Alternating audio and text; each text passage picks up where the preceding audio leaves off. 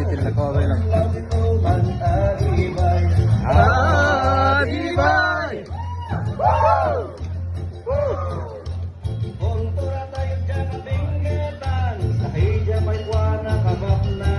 All the way from the vegetable panorama of the north, introducing our very own Brother Chops. Give the audience a warm and sizzling wave, Brother Chops. Brother Chops is wearing a sea light, representing how the people of Bugyas works very hard. Bugyas is associated with many taglines from Ay waday nuwang mo, it evolved to Ay waday elf mo, until the current one, Ay waday bakam. These are just way of humoring the reality about Bugyas and its people. In reality, the people of Bugyas are hardworking people who toils the land from dusk to dawn. Gumabi si Sibog yung malabian si Sirado.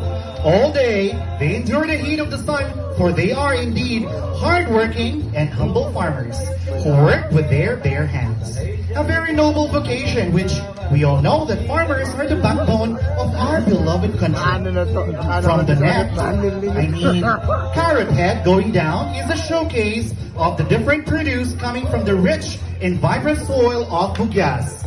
Cabbage, carrots, leeks, celery, potatoes, radish, and many more. In short, he is best described as Mr. Chapsuey. Who doesn't love chapsuey? When you visit any restaurant, chapsuey will not be out of the menu. When you eat chapsuey, Bugyas will always be in your hearts. Happy chapsuey, happy Adibay! See you at dinner!